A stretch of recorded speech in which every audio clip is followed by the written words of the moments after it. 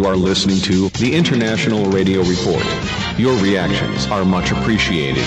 Feel free to send them to radioreport@yahoo.com. That is, radioreport@yahoo.com. Thank you.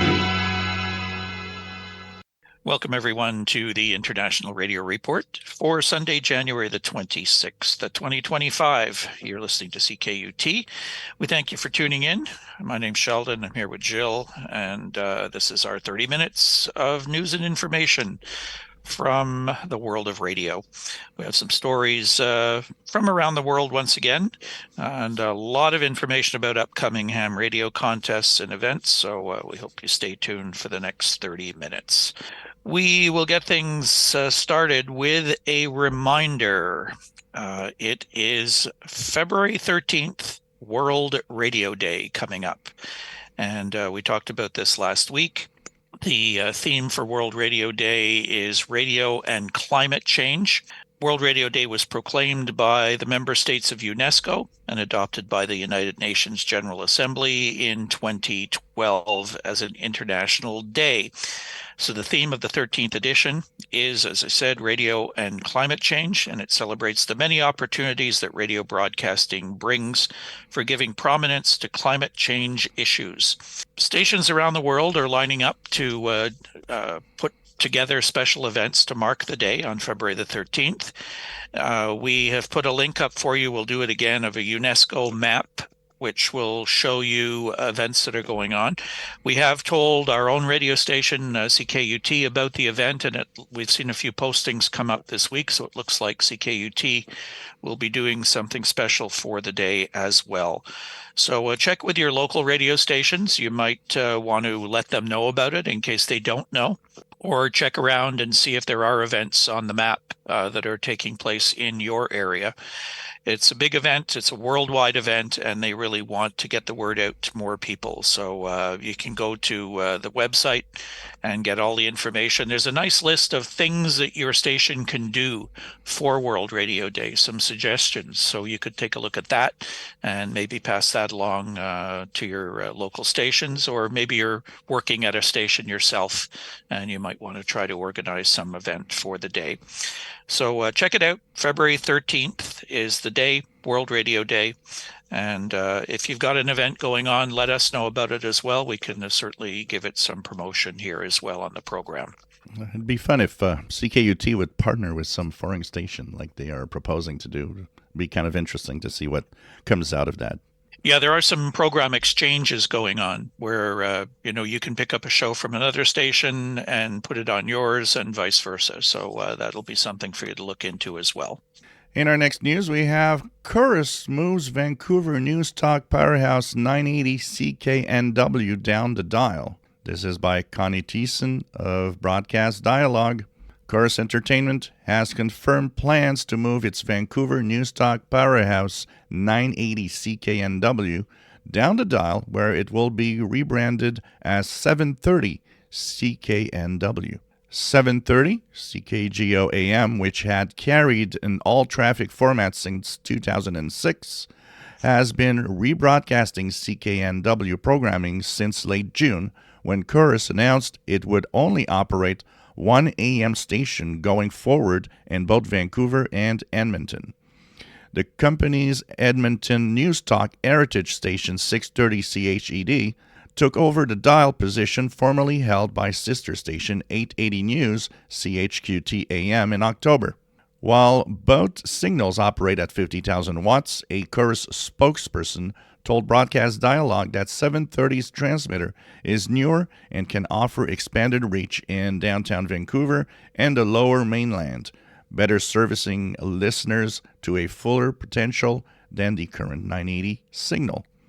The move is set to take effect on February the 24th. So this is kind of interesting.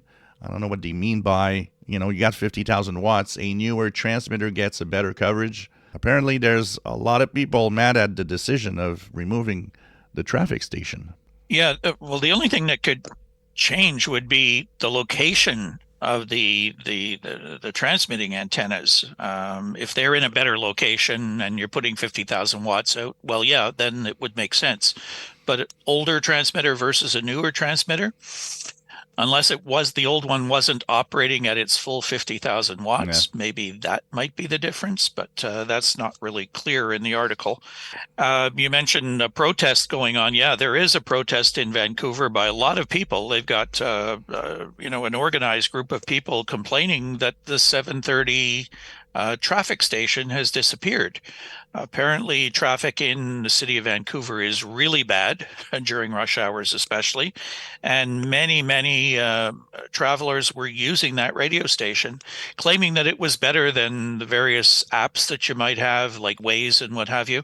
It gave a better picture of what was going on. It gave you better alternatives. It would give you an idea of how long a delay was going to be if there was an accident or what have you, which they say they're not getting from the apps. So they are hoping that somehow the traffic station would be reinstated. I don't think that's going to happen, though. It looks like they've made their decision, and I think the traffic station is history. We have one here in Montreal. I don't think it could be anywhere close to being used as much as the Vancouver one seemed to have been used. There are some people who use it. I've used it occasionally here in Montreal, but we've seen it in ratings listing as always being, way down at the bottom of the list with just a handful of listeners. So ours continues to broadcast, strangely enough, on the same frequency as the Vancouver one did, 7:30 a.m. So if you're within range of Montreal on AM DXing and you hear French language station talking about traffic, then you may have picked up 7:30 a.m. here in Montreal. Yeah, the few times I heard 7:30 a.m. being used is when I was taking some taxi to go from one place to the next. They would have it on sometimes on the radio. But, I don't think if it shut down tomorrow morning, we'd have, any type of protest here. I would be surprised. One thing that did surprise me with the station is how many advertisers they have, though. Yeah. They are generating, obviously, a fair amount of revenue. They certainly have a very solid core of advertisers here in Montreal. I don't know if it was the same situation out in Vancouver, but anyways, if you're driving in Vancouver, you have to find other ways to find out what's happening in traffic. In our next news item, we have new chairman and FCC's DEI, which is Diversity, Equity, and Inclusion work. This is by Randy J. Stine of Radioworld. New FCC chairman Brandon Carr is making a clean sweep of the FCC diversity, equity, and inclusion efforts.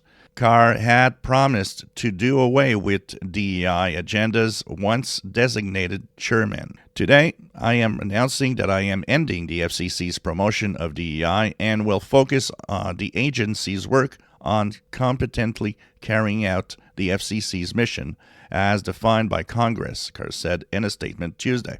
The action drew swift condemnation from the Democratic Commissioner, Ana Gomez, who lamented what she described as the focus on culture wars.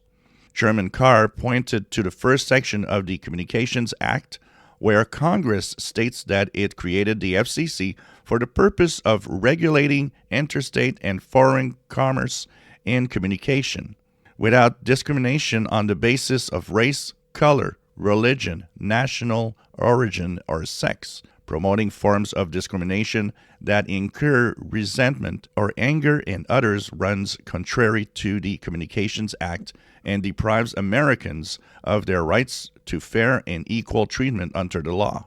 DEI also represents a wasteful expenditure of taxpayers' resources, he said. The FCC had joined other private and public sector institutions in promoting what he described as discriminatory DEI policies during the Biden administration. He said that the FCC's annual budget request to Congress stated that the FCC would use its appropriated funds to promote DEI, but that will stop. He also is eliminating the FCC's DEI advisory group. I have concluded that the work of the FCC's Commission's Equity and Diversity Council is complete, and rescinded an Equity Action Plan published in 2022. He will pull the plug on a cross-agency group named the Digital Discrimination Task Force formed in 2022 and revoke a DEI portion of a directive to the FCC advisory committees. Also, starting during the Biden administration, FCC leadership added the promotion of DEI to the Commission's annual performance plans. Promoting DEI will no longer be any part of the FCC's performance plans going forward, and the FCC's economic reports will no longer include promotion of DEI. The FCC did so by embedding DEI in its strategic priorities, budget requests, advisory groups, rulemaking proceedings, and many other components of its official work. He said that starting during the past 4 years, FCC leadership added the promotion of DEI to its strategic plan and listed it as the FCC's second highest strategic priority. Promoting DEI will no longer be any part of the FCC's strategic plans, he said. This is going to be a little sad. I think we do need to have some kind of, equity and fairness in all of society and everything and broadcasts and so on. But obviously here it seems like it's not important anymore. This is just one of the changes that are going to be coming. There's some others on the table already. Some are being blocked by the courts. They wanted to try and go after the American TV networks, who they say didn't properly report on the debates and on the elections and what have you. It looks like the courts have stepped in on that one and are trying to block it. So we're going to hear a lot more about this. We're hearing stories starting to emerge about the changes that are going to take place with the international broadcasting, the Voice of America, and also some of the other USAGM services out there like Radio Free Europe, Radio Asia, Radio Marti, etc. So we'll be watching for stories related to that. There are some sort of rumors and little insider stories that are trickling out right now. We'll wait until we get confirmation on them to report on those. But definitely there will be some major changes coming. Everybody's just kind of holding their breath right now to see exactly how they're going to be impacted. This is sad to hear that networks might just not want to talk about certain subjects or just give certain opinions because they'll be scared of what can happen to them because of that. It certainly doesn't sound like the United States. That's the kind of thing that you'd hear when we talk about certain other countries around the world. Really a sad state of affair, I can tell you that. Yeah, kind of wonder where freedom of speech is going to fall into all of this.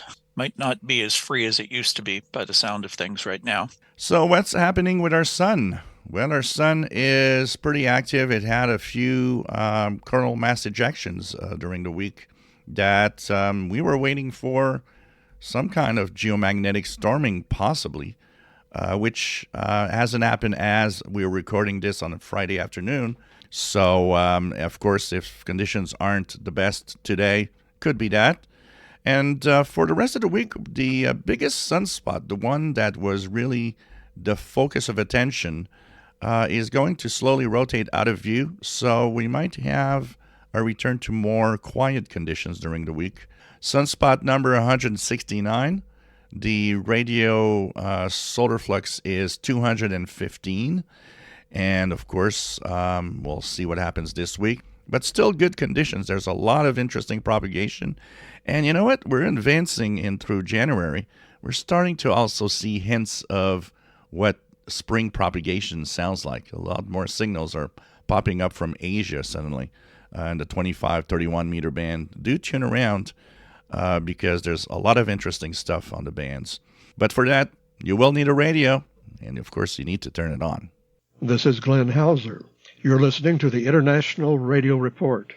30 minutes of radio news and information every Sunday morning on CKUT 90.3 FM in Montreal and online at ckut.ca. So in our next story, we have post-COVID listener trends mark a return to audio's old normal. This is by Cameron Coates of Radio Inc. As we move further from the peak of the pandemic, shifts in audio listening habits attributed to COVID-19 may not end up being the new normal for radio. This means the industry has a growing opportunity to re-engage commuters and on-the-go audiences. Edison research data highlights these changes by examining daily audio listening patterns among the U.S. population aged 13 and older, focusing on trends before, during, and after the pandemic. At the height of the pandemic, home audio listening experienced a dramatic surge. With lockdowns and remote work becoming commonplace, daily minutes spent listening at home skyrocketed from 116 in 2019 to a decade high of 152 in 2022. As of the fourth quarter of 2024, it stands at 127 minutes per day, more in line with the 2017-2018 period. At home, listening could regress back to 2019's low in 2025, given a new push by many holdout companies and the federal government to force employees to return to the office. Out of the home, the pandemic brought a sharp drop in listening, 114 minutes per day in 2019 to just 91 in 2020, reflecting mass stay-at-home orders related to COVID's initial outbreak. While 2024 shows some continued recovery, out-of-home listening again dropped under the pre-pandemic levels to 107 minutes per day. This marks a decline from 2023's total as well after 2 years of growth. This comes even as smart TVs become new household hubs for audio as smart speaker popularity continues to plateau, despite the efforts of companies like Amazon reinvigorate the platform. Finally, although home listening remains the dominant category, the gap between home and out-of-home audio consumption has narrowed compared to the height of the pandemic. In 2021, home listening outpaced out-of-home listening by over 50 minutes per day. By 2024, this difference has decreased, reflecting a gradual return to pre-pandemic activities, but not to the same extent as before 2020. As out-of-home listening slowly recovers, the slow rebound underscores the importance of radio diversifying its content delivery methods to meet listeners wherever they are, whether at work, in transit, or at home. So, yeah, definitely the return to a workplace, commuting, listening to radio in your car is shifting back closer to probably what was normal before the pandemic. But still, there's going to be some shifts, I'm pretty sure, in there because I remember reading a report not long ago about a lot of companies are going to still have a lot of employees working from home at least a couple of days per week. Yeah, that I think companies found out that it was an efficient way of doing things. Some of them cut back on office space, changed their operating schedules. So that changed, the listening time for people in many different ways. Also, I think during COVID, people found new ways to listen to things and maybe preferred those to the old conventional radio and may not go back to radio as well. So the numbers are going to be skewed a little bit based on those changes that people were exposed to during the COVID period. Certainly, there are lots of things that were affected by COVID and some carried on well after COVID. And I don't think those things will necessarily change. Some will gradually come back to what they were before, but I think it's going to be a whole different picture. And, studies like this will be important for broadcasters in particular to look at how they get their product out to listeners. It's vital for them to have listeners, and they just have to find the best ways of getting their product to them. Next is a really interesting story. We haven't heard much about what has been going on media-wise in Gaza. And this is a story that appeared in Radio Info Asia. The headline is "Against All Odds, Palestinian Radio Presenter Hosts Program from a Tent in Gaza." Palestinian radio presenter Abdullah al-Maghari hosts a program entitled Hadith al-Nas, Talk to the People, from his tent in Gaza's Burj camp as a way to amplify Gazans' voices, share their concerns, deliver critical news amid the war, and be closer to the people and their concerns.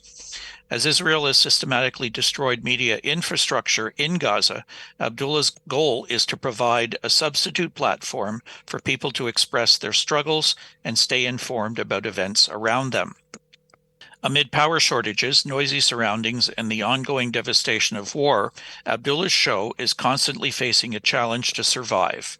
But he perseveres, taking calls from people, and offers a vital platform for the voices of Gaza, delivering critical news and addressing the struggles of life in the besieged enclave.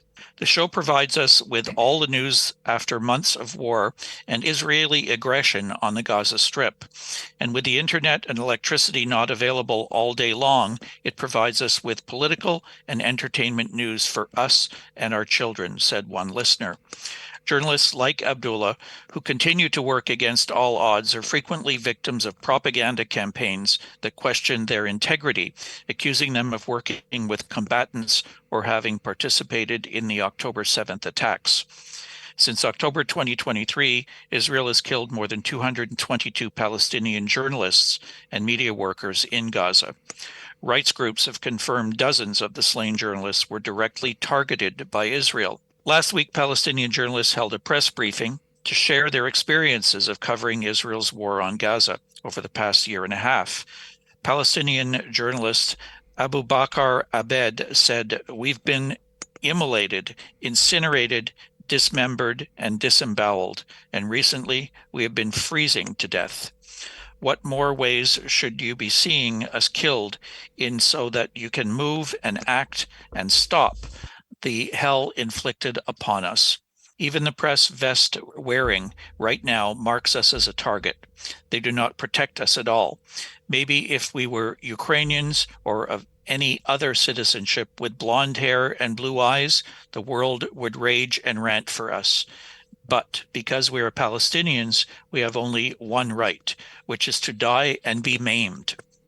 Abed emphasized their determination to continue reporting on Israel's onslaught on Palestinians, despite losing loved ones and colleagues and being targeted by Israeli forces, adding, quote, "There are no words to describe what we have been going through. You have seen our bodies, how they have become fragile, skinny, and fatigued. But we never stopped. We never stopped to tell you the truth, to narrate our stories, and to tell you that we are being genocided, to move your dead consciences, to help a population that has seen every sort of torture and tasted every type of death," unquote.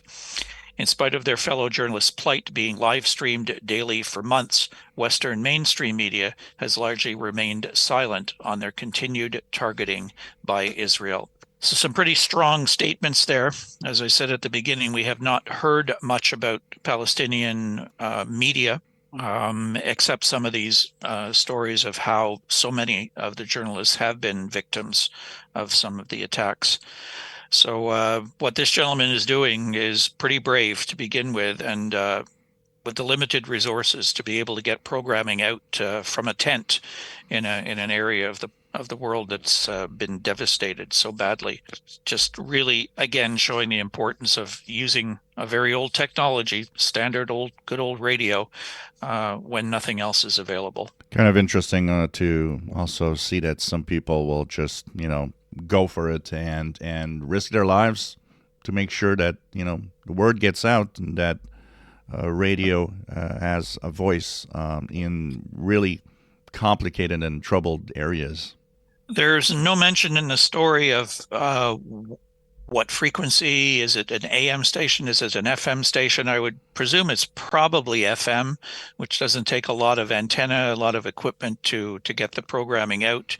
Would be interesting to find out just where it is on the bands. I'll do a bit of digging and see if there's some information about that. Certainly nothing in this particular story that mentions it. Maybe they didn't want to mention it purposely. It could be possible, but I guess the people that need to know are the ones that know. So we have a lot of ham radio contests. Yeah, if you're a ham operator or you just like to tune around the ham bands, you can be very busy over the next weekend coming.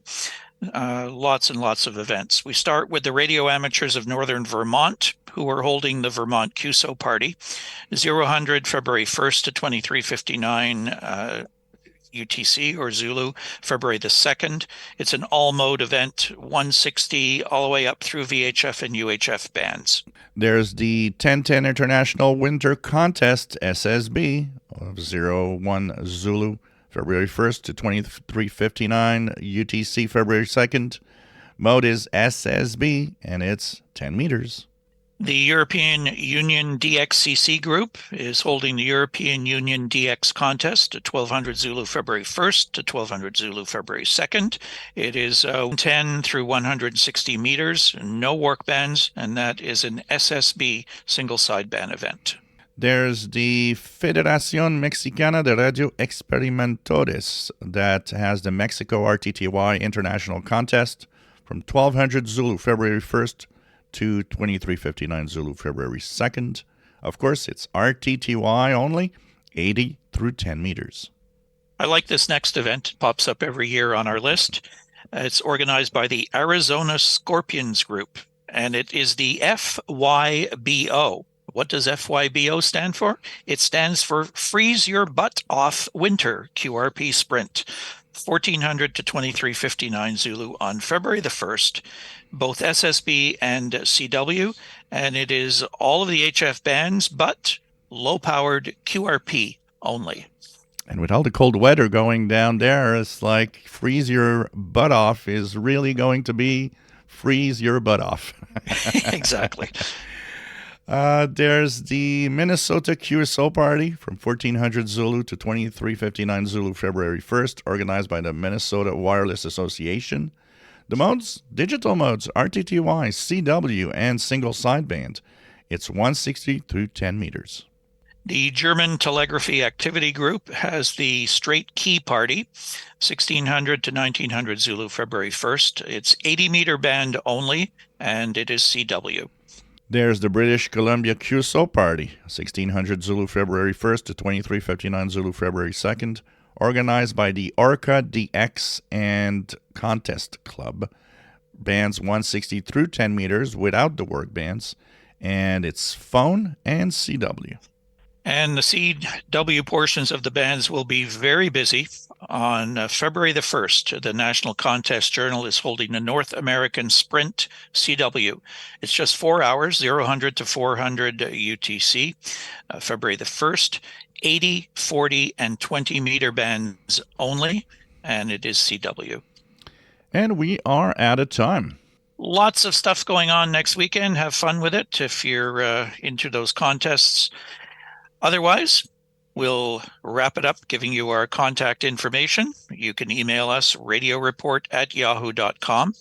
Our show is live streamed and archived at ckut.ca. Our Facebook group, International Radio Report, always looking for new members. You can follow us there. Our YouTube channel is the place to find all of our programs recorded and available for your listening pleasure anytime you like. You can subscribe to the channel. Look for us at youtube.com/@IRR. That does it for us. Have a great week, everybody. We'll talk to you again next Sunday here on the International Radio Report on CKUT 90.3 FM in Montreal. Bye-bye for now. Bye-bye. This is your program, Moscow Mailbag.